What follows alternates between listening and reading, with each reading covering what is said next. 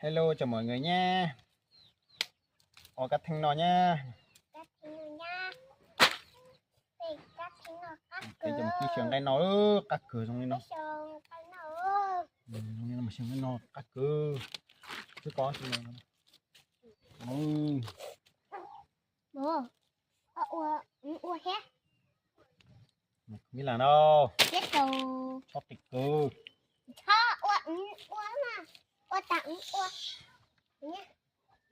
Ấy bọ. Ui.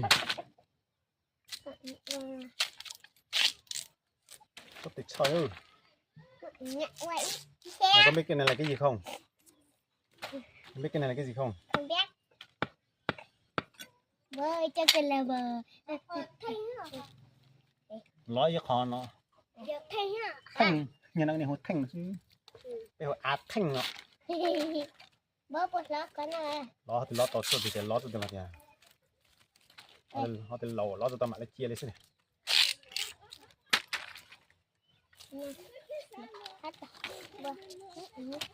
Đó. Ngon chưa? Ngon. Ngon chưa? Ngon chưa? Bơi cho cái này. Cho xào trong một sầu. Nhá tạm bù một cháu. Mới có ua hiểu. Không có. Cho tao đi mà. Nhá tao đi qua mà. Ua không có tao mất ua. Với nha. Alo. Luôn mọi người nha. Nha, cái lách này làm cái này đi xào với thịt nha. Không bố qua. Đi xào với thịt nha. Sao là sao là biển nó nhất gì nào không? Sao là nó cũng máy bảo con. Cũng chỉ vô cũng máy bảo con. Máy con là chỉ cu. Cái chị à? Nói được có bò có cho. Có tí chơi. Cá sấu, cho nó cho một xương lên nằm cá sấu. Bố que.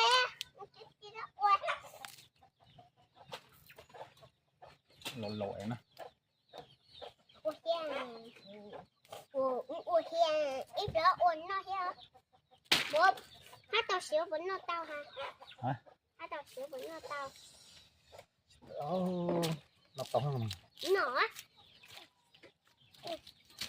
Còn giờ mình có sao bạc tam.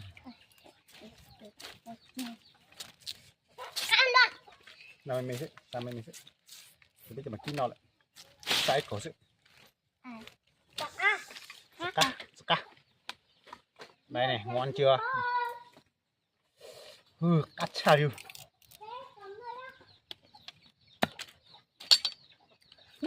Ui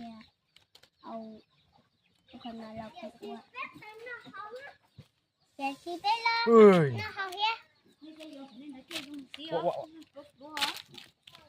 Cho tịch cơ. Bố, hết anh đi. Quên tao quên.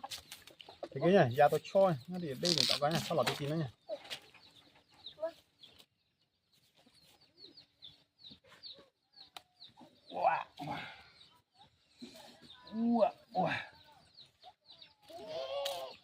Trường khi trường anh nào mà trường cho anh xí nào mà để ca chứ vậy nào mới giờ tao tua ủa chỉ tao nọ đua đi mà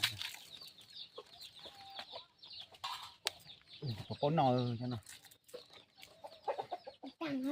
buồn nó mua cho sửa cho cái nọ ôi cho con lắng ơi cho tới sâu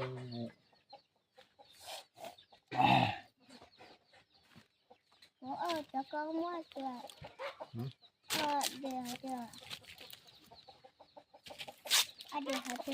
lại mù được bột tha giống nó có tỏi mù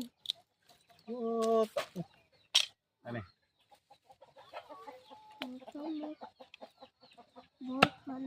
bố nó tới đây này lo dòng nó cho mua ra cho thì có cá thanh nó mà cho nó cá thanh cơ ui ui con làm con sửa hết đấy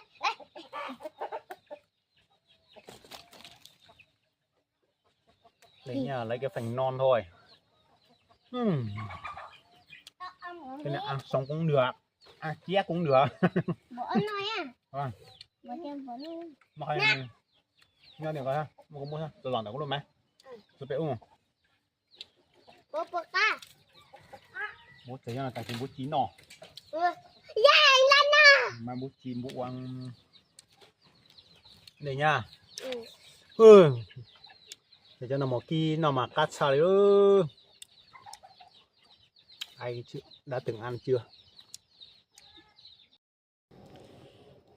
Chỏ chín nó nữa. Chỉ cắt thành some mó này.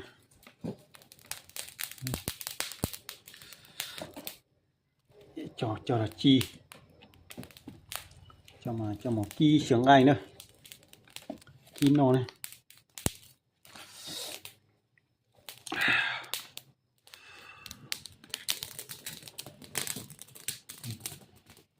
Này cho cắt thành này. Cho nuôi nó có một xía này.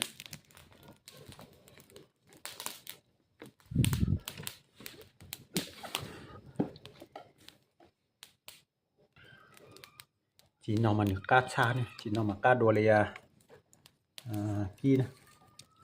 Mình nướng kiểu này ăn nó sẽ ngon hơn, nó sẽ ngon khác với lại mình mang đi xào với thịt nhé. Nướng ăn tự nhiên này là nó sẽ ngon nguyên chất luôn, nó không lẫn cái gì hết. Riêng cái cây may rừng này là mình nướng về ăn là rất tuyệt luôn, vừa hơi có cái vị đắng, hơi có cái vị đắng một chút, vừa đắng vừa ngọt nhé. Nhưng mà nó rất gai rất là nhiều, mình lấy rất là khó luôn.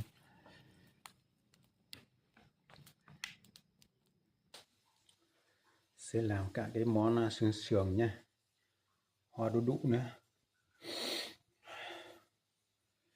bà tân tổng nữa. Đây là bà tân tổng, yeah, thử kia nó cũng cát kia, cho 8 buồn, mới chờ cho lại cả thanh đó. Nếu bà tân tổng là cái món này bỏ đây rồi, cho mình cho lại cả thanh.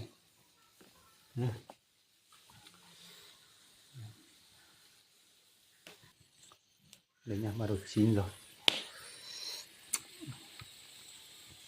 Xía đó, giờ phải cắt mà cho chi mà xía này, cắt ra.